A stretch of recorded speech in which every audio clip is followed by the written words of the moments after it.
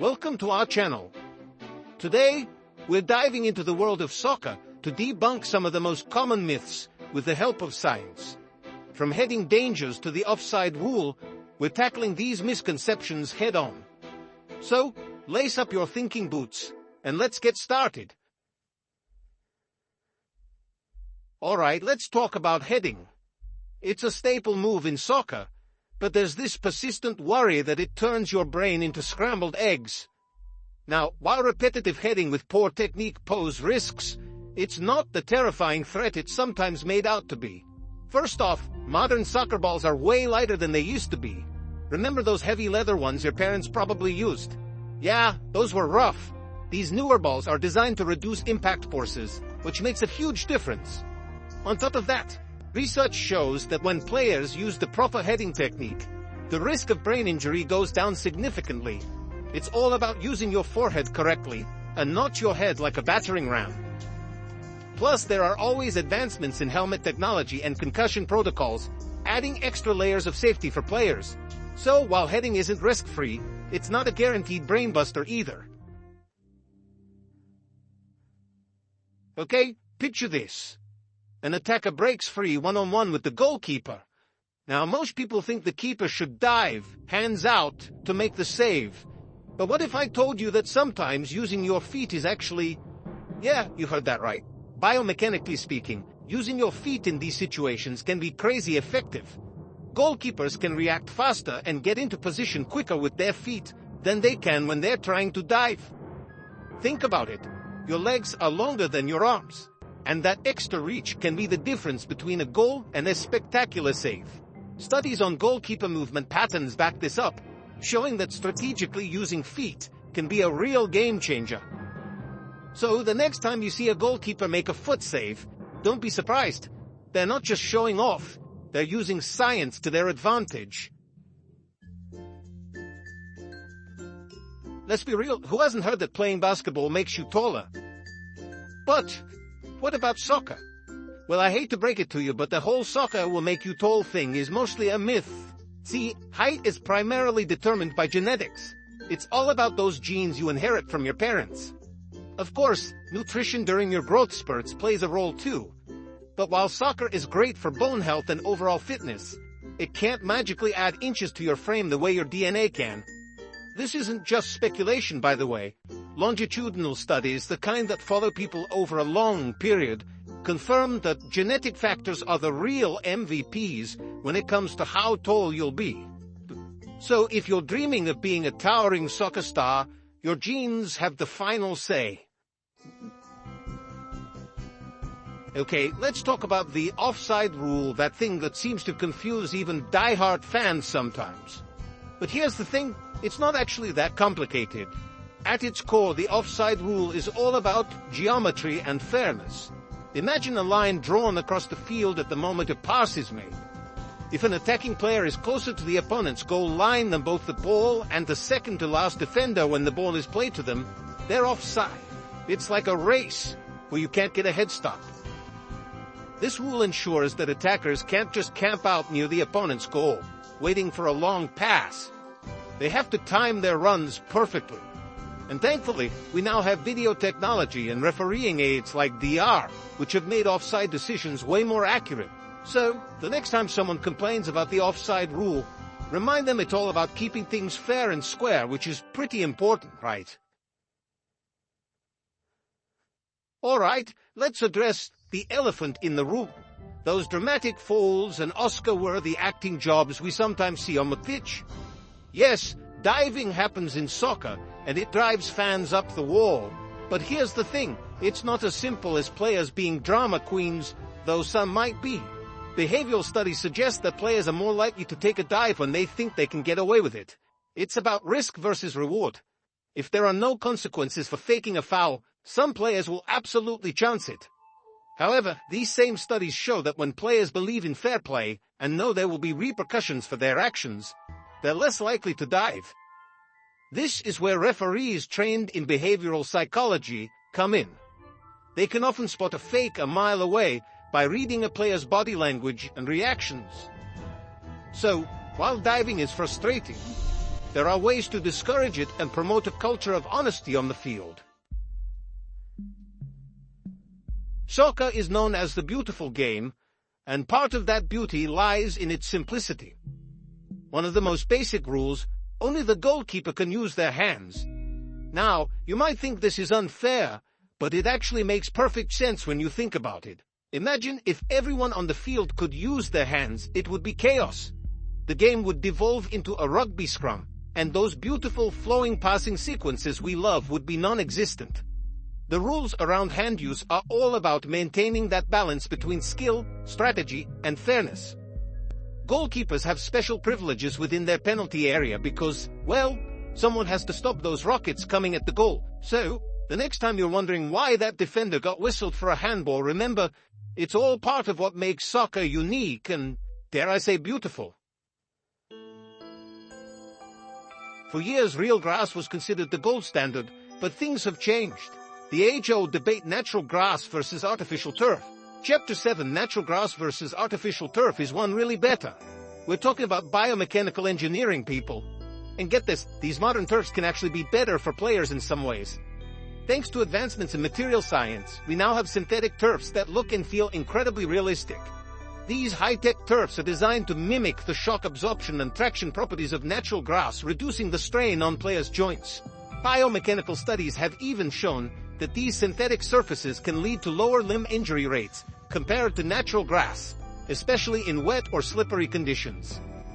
So while nothing beats the smell of freshly cut grass, artificial turf has earned its place in the world of soccer. Chapter 8. To stretch or not to stretch before soccer? That is the question. Okay, before you roll your eyes and skip ahead, hear me out. We've all been told to stretch before any physical activity, right? Well, when it comes to soccer, the science is actually pointing us towards dynamic warm-ups over static stretching. Think about those classic stretches where you hold a position, like touching your toes. That's static stretching, and it can actually decrease muscle power if you do it right before hitting the field. Dynamic warm-ups, on the other hand, involve movements that mimic what you'll do during the game, like high knees, lunges, and arm circles. This type of warm-up gets your blood flowing, activates your muscles, and improves your range of motion without sacrificing that explosive power you need for soccer. So, ditch those long toe touches and opt for a dynamic warm-up instead. Your muscles will thank you.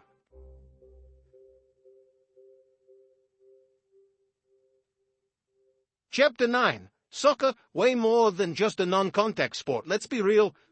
Calling soccer a non-contact sport is like saying penguins aren't birds.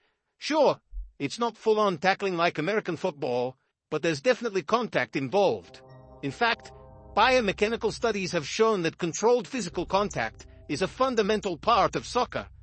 Players use their bodies strategically to shield the ball, win possession, and outmaneuver opponents. These studies use fancy kinematic analyses to break down the movements of players during these challenges, and what they've found is pretty interesting.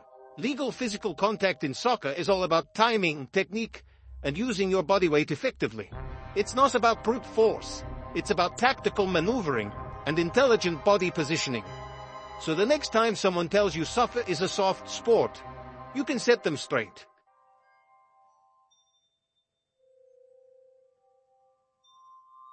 Chapter 10. Expensive boots, better performance, fact or fiction? We've all seen those flashy soccer boots with price tags that make your eyes water. But do they actually make you a better player? Well, the truth is, it's complicated. While those top-of-the-line boots might be made with fancy materials and cutting-edge technology, the real key to good performance is finding boots that fit you well and provide the right support for feet. Biomechanical studies have shown that comfort and fit are crucial, regardless of how much those boots cost. Think about it. If your feet are uncomfortable or your boots don't support your movements properly, it doesn't matter how much you spent on them, your performance will suffer.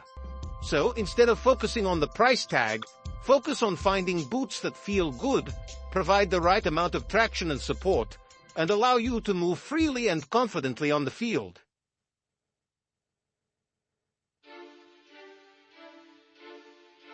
Chapter 11. Do you really need cleats to play soccer? Cleats are practically synonymous with soccer, right? But here's a newsflash.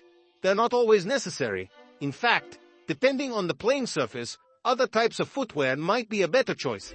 Biomechanical analyses have shown that different surfaces require different types of traction and support. For example, those traditional cleats with the long studs are great for gripping into soft natural grass, but they can be dangerous and ineffective on artificial turf. On turf, you're better off with turf shoes or indoor soccer shoes which have shorter, more numerous studs that provide optimal grip and stability. The science is clear. Choosing the right footwear for the playing surface can have a huge impact on your performance and reduce your risk of injury. Chapter 12. Debunking the soccer is boring stereotype. Soccer is boring. Yeah, we've all heard it. But you know what? Those people clearly haven't experienced the nail-biting tension, the strategic brilliance, and the sheer athleticism of a well-played soccer match. Behavioral studies have shown that fan engagement in soccer goes way beyond just the number of goals scored. It's about those moments of brilliance, those incredible saves, those perfectly timed passes that take your breath away. Biomechanical analyses of goal-scoring opportunities have revealed just how much skill, precision, and split-second decision-making goes into every shot. It's not easy putting that ball in the back of the net. So the next time someone tries to tell you soccer is dull, remind them that it's a game of strategy, skill, and athleticism that can be absolutely captivating to watch. The image of soccer players as multimillionaire superstars living lavish lifestyles is a tempting one, but it's not the whole story. Economic analyses of soccer wage structures have shown that there's a huge difference in salaries depending on the league, the level of competition, and of course, the player's skill and marketability. It's basic supply and demand, really. The top players in the world's biggest leagues can command those astronomical salaries because they bring in huge revenues for their teams and the leagues they play in. However, the vast majority of professional soccer players earn far more modest salaries, and many struggle to make a living from the sport they love. So, while it's true that some soccer players are incredibly wealthy, it's important to remember that it's not a universal truth for everyone who steps onto the pitch. Goalkeepers, they stand alone, facing down those blistering shots, and sometimes they even get to wear funky gloves. But their role in soccer goes way beyond just being a human shield for the goal. Biomechanical studies have highlighted the multifaceted nature of a goalkeeper's performance.